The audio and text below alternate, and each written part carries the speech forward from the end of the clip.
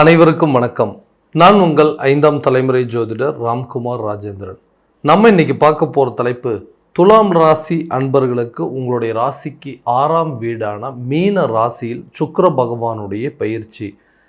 இந்த அதாவது சுக்கிர பகவான் உங்களுடைய ராசிக்கு 1 மற்றும் 8ஆம் இடத்திற்கான அதிபதிங்க. இந்த நிகழ்வு காலகட்டங்கள் அப்படின்னு பார்த்தீங்கன்னா 3/3/2026 முதல் 26/3/2026 வரை நடைபெறவிருக்கு. சுக்கிரன் ஒருவருக்கு ஆடம்பரத்தையும் செல்வாக்கையும் சொகுசு வாழ்க்கையும் காதல் தாம்பத்தியம் கணவன் மனைவிக்கிடையே இருக்கக்கூடிய உறவுகள் அன்பு அதேபோல் கலை அழகு போன்ற அனைத்து அமைப்புகளையும் கொடுக்கக்கூடியவர் இந்த சுக்கிரன். இந்த நிகழ்வு காலகட்டங்கள் அதாவது இந்த துலாம் ராசி அன்பர்களுக்கு இந்த சுக்கிர பகவானுடைய பெயர்ச்சி காலகட்டங்களில் அந்த வாழ்க்கையில் எந்த விதமான அற்புதங்கள் மற்றும் மேன்மைகளை தரப்போகுது அப்படிங்கிறத இந்த காணொலியில் தெளிவாகவும் துல்லியமாகவும் பார்க்கலாங்க. நம்ம சேனலை ஃபஸ்ட் டைம் பார்க்குறவங்க அதை சப்ஸ்கிரைப் பண்ணிக்கோங்க. பெல் பட்டனை கிளிக் பண்ணி ஆல் அப்படிங்கிற ஆப்ஷன் கொடுத்துக்கோங்க. துலாம் ராசி அன்பர்கள், சுக்கிர பகவானை அதிபதியாக கொண்டவர்கள். உங்களுடைய ராசிக்கு நாதன் என்று அழைக்கக்கூடிய சுக்கிர பகவான் எல்லா விஷயத்தையுமே அதாவது நீதி நெறி தவறாமல் ஸ்ட்ரைட் ஃபார்வர்டாக ஒரு விஷயத்தை செய்து முடிப்பீங்க. தவறு அப்படின்னு யாராவது செஞ்சிட்டாங்கன்னா அது கண்டிப்பாக 100% தவறு அப்படிங்கிறத எடுத்து சொல்லக்கூடிய தைரியம் அப்படிங்கிறது உங்களுக்கு இருக்குங்க. எப்படியேற்பட்ட நபர்களையும் இடை போட்டு பார்க்கக்கூடிய அளவுக்கு தன்மை உள்ள நபர்கள் அப்படின்னு சொல்லுவாங்க. ஸோ எல்லா விஷயத்தையுமே பார்த்து தான் பண்ணுவாங்க. தன்னுடைய வாழ்க்கையில் ஒரு விஷயத்தை முடிவு பண்ணிட்டு அப்படின்னா எப்படியாவது அதை அடைஞ்சே ஆகணும், எப்படியாவது அதை செஞ்சே ஆகணும், கொடுத்த வாக்குறுதியை காப்பாற்றி ஆகணும் அப்படின்னு சொல்லி போராடக்கூடிய நபர்கள்.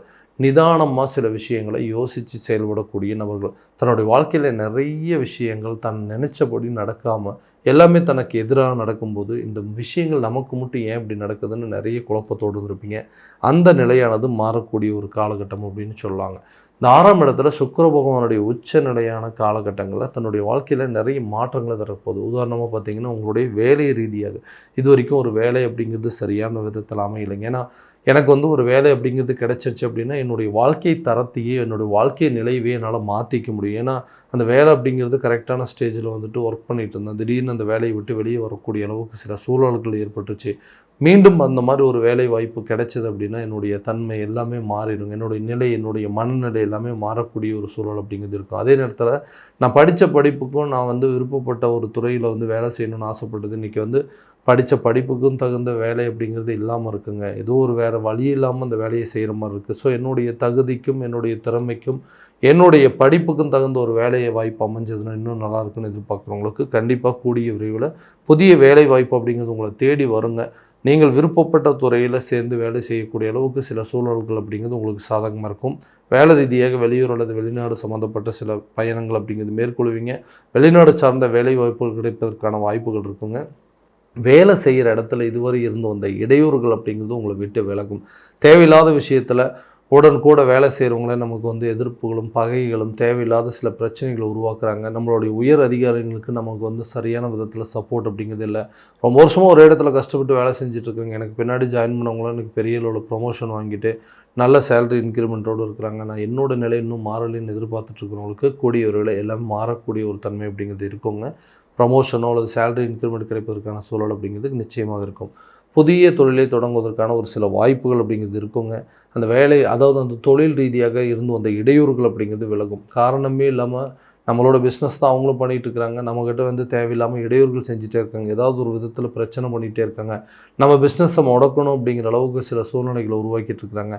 யாருக்கிட்டையும் நான் எந்த ஒரு வம்பு வழக்கு பிரச்சனையை வச்சுக்கிறது இல்லை. யாரு கூடயும் தேவையில்லாத பேச்சுவார்த்தைகளை வச்சுருக்கிறேன். எனக்கு மட்டும் ஏன் இந்த மாதிரி எதிர்ப்புகள் தேவையில்லாத பகைகள்லாம் உருவாகுது அப்படின்னு சொல்லி பார்த்துட்டு இருக்கக்கூடிய நபர்களுக்கு கூடிய விரைவில் அந்த பகைகள் அப்படிங்கிறது விலகும். உங்கள் தொழிலில் நல்லபடியாக நடத்துவீங்க. அந்த தொழிலில் இருக்கக்கூடிய போட்டி பொறாமை எல்லாமே தீர்ந்து உங்கள் பிஸ்னஸை நீங்கள் கண்டிப்பாக அடுத்த லெவலில் கொண்டு போகிறதுக்கான வாய்ப்புகள் அப்படிங்கிறது இந்த காலகட்டங்களில் உருவாகுங்க. திருமணம் ஆகாத நபர்களுக்கு திருமணம் சம்மந்தப்பட்ட யோகங்கள் அப்படிங்கிறது கூடிய விரைவில் இருக்குங்க.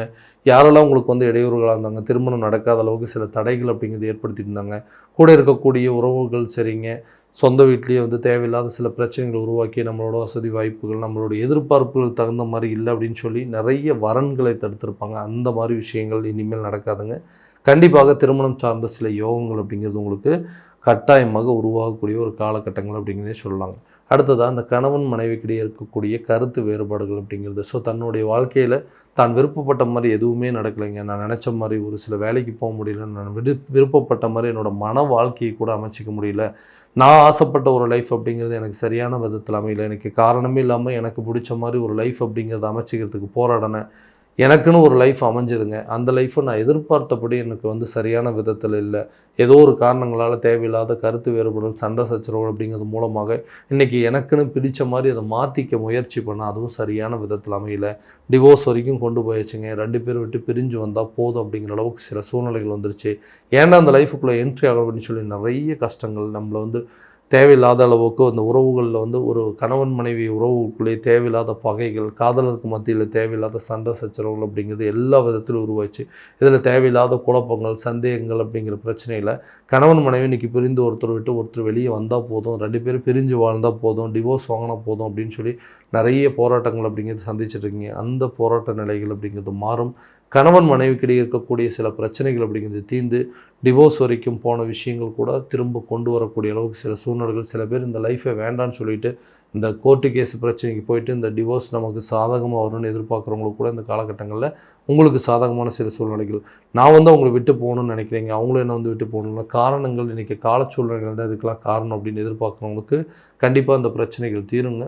விலகி சென்ற நபர்கள் கூட உங்களை விரும்பி வந்து சேரக்கூடிய ஒரு காலகட்டங்கள், ஒரு லைஃப்லேருந்து வெளியே வந்துடணும் அப்படின்னு சொல்லி வெளியே வந்தாச்சு, இன்றைக்கி நான் ஒரு லைஃப்பை தேடி போனேன், அந்த லைஃப்பும் இன்றைக்கி எனக்கு சரியான விதத்தில் இல்லை, ஏன்டா இதுக்குள்ளே அந்த ஒரு பிரச்சனையிலேருந்து வேற ஒரு பிரச்சனையில் மாட்டிக்கிட்டுமே அப்படிங்கிற அளவுக்கு சில யோசனைகள் வந்திருக்கும்.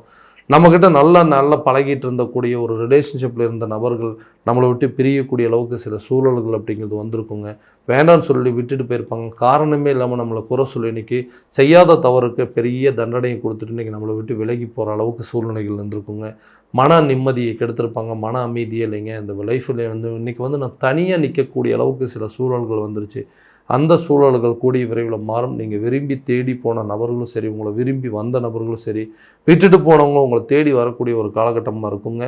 பிரிந்த காதலர்கள் ஒன்றிணைவதற்கான சில வாய்ப்புகள், தன்னுடைய வாழ்க்கையில் ஒரு லைஃப் விட்டு வெளியே வந்துட்டு எனக்கு செகண்டாக ஒரு மேரேஜ் நடக்கிறதுக்கான சான்சஸ் இருக்கா, என்னுடைய லைஃப் வேறு விதமாக மாற்றிக்க முடியாதான்னு யோசிக்கிறவங்களுக்கு கூட கண்டிப்பாக தான் எதிர்பார்த்தபடி தன்னுடைய வாழ்க்கை நிலையை மாற்றி அமைத்துக் கொள்ளக்கூடிய ஒரு காலகட்டம் அப்படின்னு சொல்லலாம். இந்த நேரத்தில் நீங்கள் எதிர்பார்த்த லைஃப் அப்படிங்கிறது கண்டிப்பாக உங்களை தேடி வருங்க.